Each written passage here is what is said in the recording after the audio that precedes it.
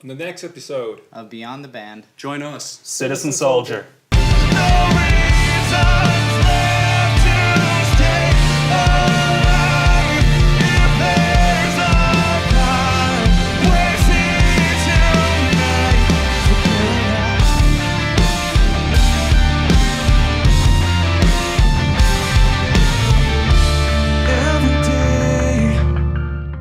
You're watching Beyond the Band, and joining me today is Citizen Soldier. So you guys just barely formed about a year ago. Tell me about how you kind of came together, because that's a very interesting story there.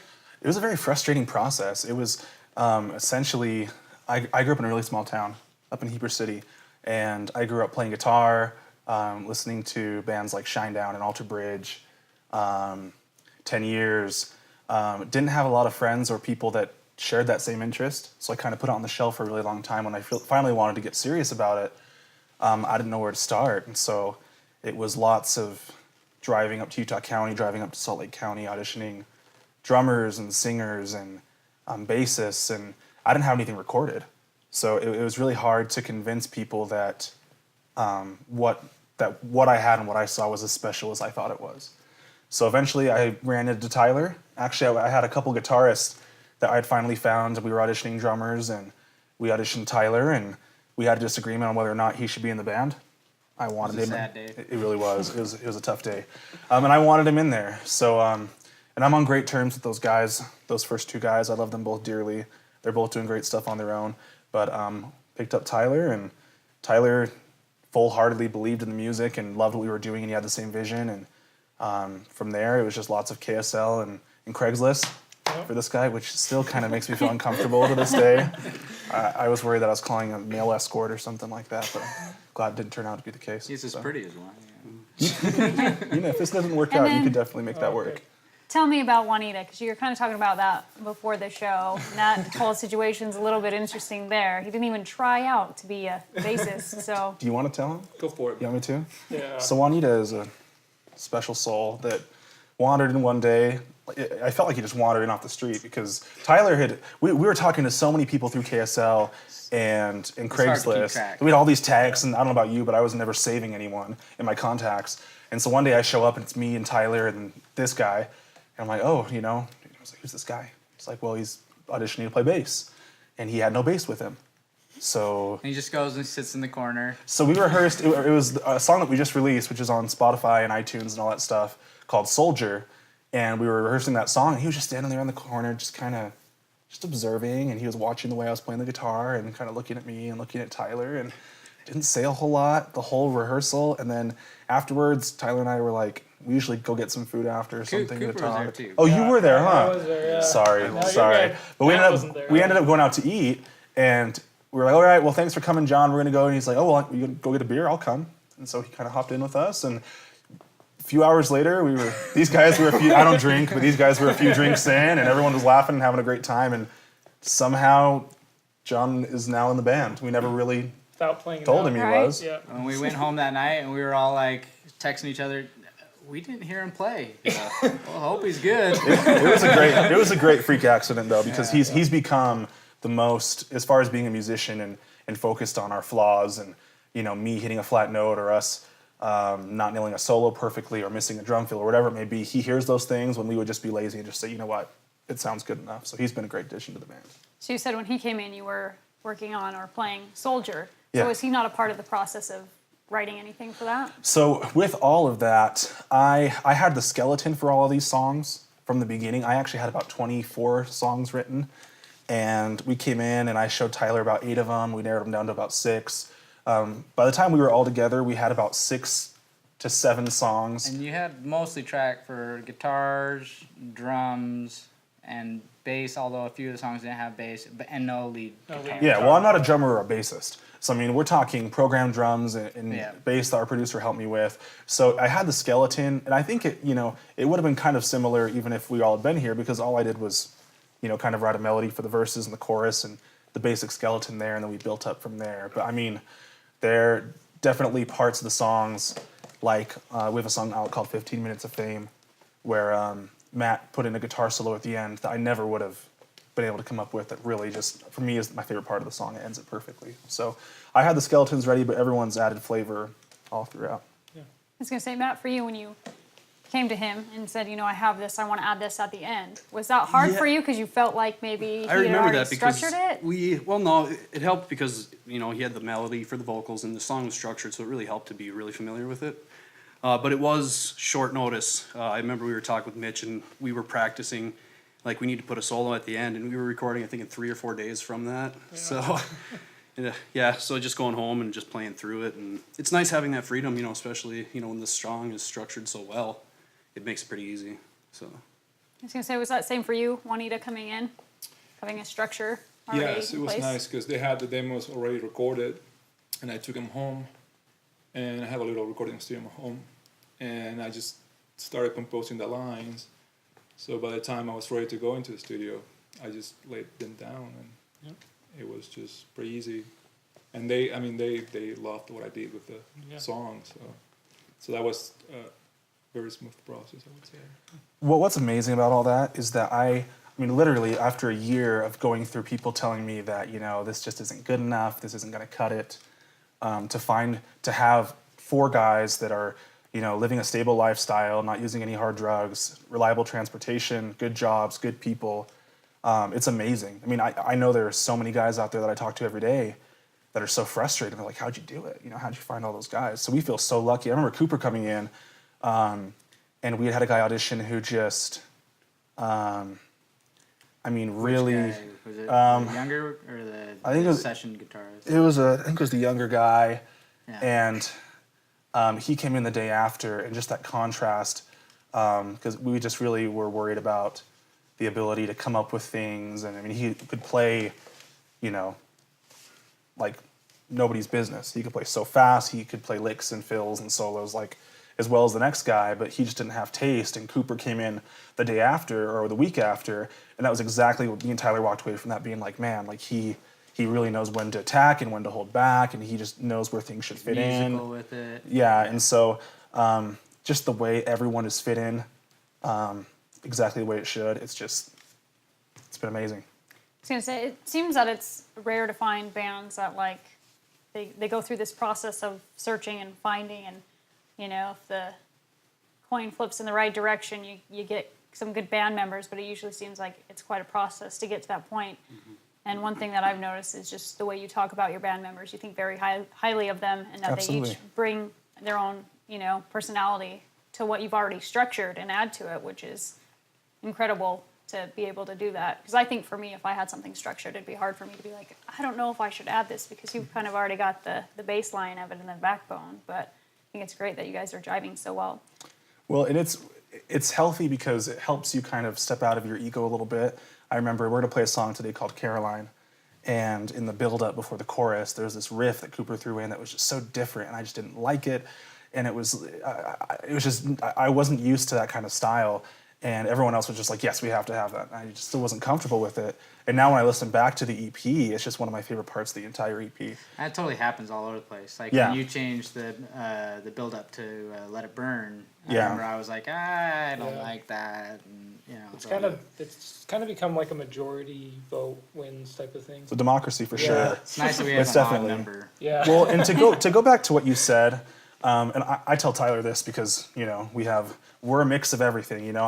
We have atheists and Christians, and we do not agree on everything by any stretch of. It's crazy how much we disagree on some things, but the difference is how much we respect each other and how we're willing to make compromises on that. And I think as far as finding these guys. It's like our music. For a long time, I was in a little town trying to push hard rock like Skillet and Breaking Benjamin, and I was upset when people didn't love it. It's like, well, you're not pushing it to the right people. It's like looking for band members. You can't expect to look for a few months and then just, my music must be garbage because the 10 people I've jammed with don't like it. So it's just a persistence game. One thing that you said that I really like is you talk about, music bringing people together, and clearly it's brought you guys together to make music, to encourage everybody else that despite differences you might have, music's what unites us. And I feel like it connects everybody on different levels. And some of your songs, majority of your songs that you have out right now are very hard-hitting as far as they talk about suicide, depression, anxiety. And there are so many people who are struggling with these illnesses. And I think that's one thing that I really love about your music is that you touch on these things So everyone out there who has known someone who's struggled with it or are personally struggling with it, they hear your music, they can relate to it, and then they can also share it for someone who might not understand what they're going through. Absolutely. I mean, we could talk all day about the experiences we've had. I mean, every member of the band has experienced things with that, whether it be with family members or personally. For me, it was because I think, what month are we in right now? We're in August, right? Almost exactly 2 years ago, I attempted suicide. And I remember the conversations afterwards with family members where Jake was in the hospital. But what happened? Oh, no, he was just in the hospital. And it was this, there's this stigma and this fear to even accept or recognize what was happening in my life. And that's what got me there. You know, I spent so long worrying about, you know, if I tell them I'm depressed or I'm anxious or, you know, struggling with these thoughts and these feelings, they're going to view me differently. You know, I grew up in a home where I had, you know, there were very high standards and very high expectations. I think many of us feel that way. And the feeling of constantly falling short can definitely, you know, spur things like depression and anxiety. But I always thought it was so wrong that, why can't I say, yeah, in November I attempted suicide and I was in the hospital for a while. It was a really tough time. You know, why should I be any more ashamed to say that than to say that I have a heart problem? You know, the distinction between physical health and mental health is just crazy. How people are so afraid to ask for help. We recently talked about this because we saw a Facebook post in my feed, a friend of mine saying these people who are saying they're depressed and all this stuff need to shut up and they're just pretending and they want attention. And we can't, I was telling the guys this earlier, I can't wrap my mind around the idea that it makes more sense. Would you rather condemn the people who are asking for help and lose some of them, or believe everyone and not risk losing anyone? You know what I mean? So that's kind of what we want to do. And I think releasing Buried Alive, there's a line in Buried Alive that says, what you can't feel must not be real. And that's, I mean, it's a really simple line, but that's what I think about a lot when we're talking to our fans. And we are getting hundreds of comments and messages of people all over the world saying, and it's funny because when we feel it's kind of strange because here in Utah, you know, people don't know who we are. But we got people from Iceland and India, and that's the beauty of social media, messaging us and saying, thank you so much, my family won't talk to me about this. The society I live in, there's no help for this. People don't understand what I'm feeling, what I'm going through. And I mean, this band could fall apart right now, and we would still look back and have extremely fond memories and be very proud of what we've done. Well, there's two sides of the coin too. I like how you brought up, you know, like it's not only helpful for people who are experiencing it, but it's helpful for people who are on the other side who maybe don't have as close of experience or have that, you know, intimate understanding of what that's like. Because for them, you know, the only way to know what that's like is to talk to people who have it and to get a lot of description and a lot of, you know, and so I feel like that's the other side of our songs, you know, that you touched on is communicating that to everybody. Well, it does. It definitely opens up the door for communication Yeah. on all sides of, you know, what's happening. And you mentioned in Buried Alive that's, you know, what that song's about and that line. Yeah. And you guys have a music video out with that song. And I like the video because it's very simple, but it's so simple that it's very hard hitting as well. You've got your female actress in there, and you see that she's struggling and going through, you know, whether she's suicidal, she's got a bottle of pills, all this, and then like all the words written on the wall. Whose concept was that for the video? That was a lot of, well, me and Cooper, it was kind of a last second thing that we threw together because we were able to find someone on Reddit who was looking for opportunities to build their portfolio, Raji Barber, who we love and who's a great guy. Cooper and I ended up being the only people who were available that day, so it was a long day for us. So it was just me and Cooper and Raji kind of just talking about, I think I came up with the idea for writing the words on the wall. Cooper and Raji worked on a lot of different shots, like the bathroom scene Cooper and Raji came up with together. We were down in a basement that's about this tall, so I'm 6'6", so I was on my hands and knees for like 3 hours, so better appreciate that video. But yeah, Darby did a great job, and she's passionate about what we're doing, and so she was very willing to help with that. And I think that is that's the most frustrating part, that's the whole frustrating part of mental illness, and I'm glad it's simple, because we didn't want to record something that was so dramatic that people are going to think, oh, well, my friend says he's depressed, but he's not that depressed. You know what I mean? It's not being able to get out of bed in the morning. It's, there was a time where I was in bed for, say, like 5 or 6 days. And until you've experienced something like that, you don't, and I could be in bed for 5 or 6 days because I'm lazy and want to lie around, but that's just not the case with some people. So we wanted to highlight maybe we didn't want it to be what's that Netflix series called? The 13 13 Reasons 13 Reasons Why. We didn't want it to be like that. We didn't want it to be this glamorous depiction of what it is. We want it to be more everyday, very simple, very basic.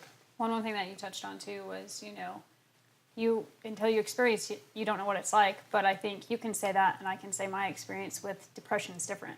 Absolutely. Everybody has a wide range Absolutely. of, symptoms, and like I said, your songs embody like here's, some people experience this, some people experience this when they're going through depression, and everyone's unique. And I think, like I said, a lot of your songs touch on it, and I find it just amazing that you guys are able to hit on that without like overkilling it and just letting your songs speak for themselves. Well, hopefully we kill it. Well, and who is? It's such a. I try so hard because back in November when all that madness with the election was happening, I was trying really hard to back off social media because we're all very opinionated with that, and I got into it with this girl though on Facebook who posted what I mentioned earlier, and I said, how can you say that you know what someone is feeling more than they do? You just can't. That's the most narcissistic way of thinking that I can even imagine. Do I believe there's some people who milk it? Absolutely. But if they're milking it, it's probably because they want attention, and it's probably because they're struggling with something else. So like you said, it's one of these things where you can't, it's so hard. I wouldn't want to be a psychiatrist because it's not like, okay, well, you have this disease, so we're going to prescribe this treatment and this kind of option to make you better, when anxiety can mean, 1,000 different things. So it's so difficult, but the only thing we can do is try and help each individual person as much as we can. And I think your music does that. Keep watching. Beyond the Band. For your chance. to win. Katy Perry tickets. Let's talk about one of the songs that you guys haven't quite released yet, but are going to. Caroline. Matt, let's hear from you. Oh, Caroline? Yeah. I think Jake should take this one. This is Yeah, kind of this his is- baby. His personal Yeah, this is experience. yeah. Well, Matt, I remember Matt texting me one day when we were working on Caroline, Yeah. and he texted this line in the song that says, will we come to the day where we find her alone and there's nothing left of her to save? She just wanted a place and we got in the way. What a shame. That song's about a friend of mine who in high school was in a very abusive relationship, and she didn't go to my high school, but she was in a very bad relationship, and the way people treated her, the things they called her, it was just, I remember late nights just sitting with her in her car and just listening to her cry and cry and cry and trying to help her find the strength to get out of that relationship. And she ended up taking her own life. And I remember all these posts on social media of, "We'll miss you so much, haven't just received another angel." And these were from people that I had seen, venom coming out of their mouths, with her name on it. And so the song is kind of, what I love about the song, the song is very soft in the verses, strong in the choruses, and there's a breakdown. And the reason we did the breakdown is because it kind of is meant to convey going from a very beautiful and innocent way of describing her and who she was, and then going into just my anger with these people who pretended to be there for her and love her and understand her, when really they were tearing her down and contributing to what ended up being the end of her life. So, and Matt loved that line, so I thought that's why he texted me that. But I think that's a song that we all love a lot. We wanted to release it last because we want to do a video for it. We want to make sure it's perfect. We think that people who have dealt with PTSD, women who have dealt with sexual assault, with abusive relationships, emotionally abusive relationships, things like that, this is going to be a very powerful song for It's them. like, all those people, they all need a lifeline, and there's that line in the chorus, like, if there's a God, where is he tonight for Caroline, and it doesn't have to just apply to suicide, although it applies there, but people need a lifeline, so. Yeah, that was just a moment of, that for me was a moment where I was just like, how is that fair? It's a very fancy way, a very poetic way of saying, this is so unfair for her, and I can't believe she got dealt this hand. So Is it hard for you guys to sing/perform these songs live because it's got such a connection with you guys? I mean, it's kind of maybe motivates you a little more, you know. Just with the feedback from the fans, it's been really rewarding hearing all these personal messages from people, and you know how people have similar stories, but everyone is different and unique in their own way. And I never thought that, you know, the music would impact people that way. You know, it's been really satisfying for myself as a musician, because not only do I love playing the music, but the feedback we're getting from people, the personal messages to our Facebook and social media, or people sharing their actual stories with everybody on our wall, you know. And So yeah, like when we started, right? The demos they didn't have any of the vocals, so we didn't know any of the lyrics. Right, Right. yeah. So like you were saying, Leap like, of faith. we started out with, man, we loved the The guitars music, and the yep. drums and the music, and then he put the lyrics on there, and we were like, wow, Wow, yeah, whoa. yeah. Anyway, sorry. No, I was just saying. So yeah, it doesn't make it. I guess for me, it doesn't make it difficult. It's just more of a motivator, you know. And I look forward, you know, down the road to getting to those shows and seeing those fans singing those lyrics back with us and that kind of a thing. Because just with the feedback, like I said online, it's been really satisfying.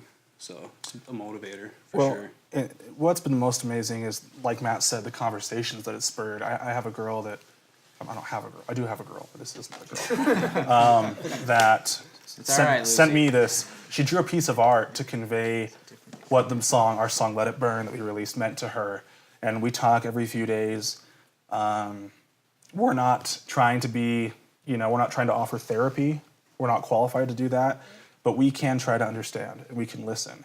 So to have these conversations ongoing is just incredible. And as far as performing the songs, it's like all these, and for me, I know at least, it's like all this time of pent up aggression and frustration because I'm not getting to share this thing inside of me, this what I feel like is God-given talent, is finally, that I couldn't share without these guys, is finally able to be unleashed and shared. And with every single comment and every person that says I needed this, I think back to those times where I just, despised myself and just thought that I had nothing to offer anyone.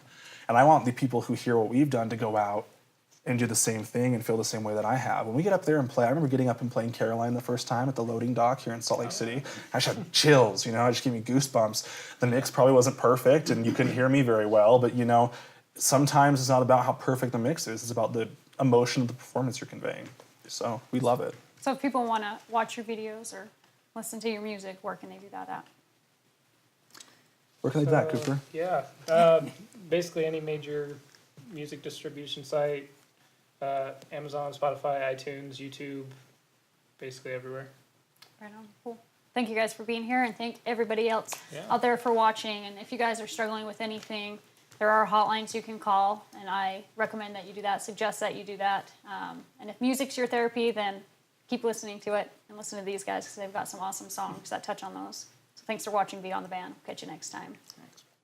If you or anyone you know is struggling with mental illness, call the Suicide Prevention Hotline at 1-800-273-8255.